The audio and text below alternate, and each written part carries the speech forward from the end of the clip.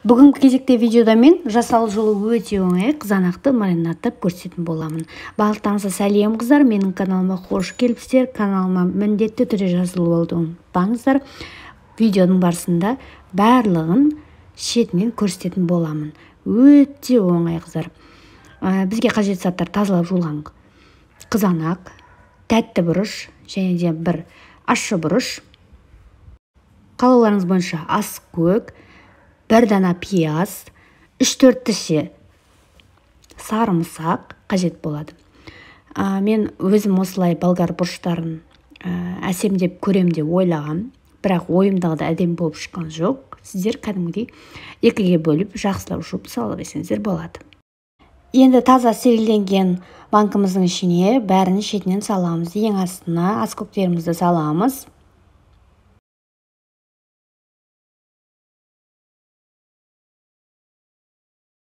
Дәл осы видеодағыдай бір-бірінен нығыздап салып шығамыз. Қызанақты, болгар бұрышын, тіше сарымсақты, пиязды бәрін осылай видеодағыдай нығыздап салып орналастырып аламыз.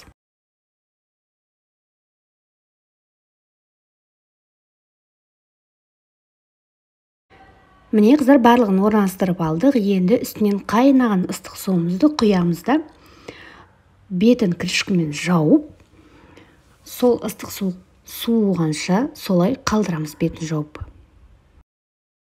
Міне ішіндегі ыстық суымыз қайнап болып шықты. Енді оны төгіп тастаймыз.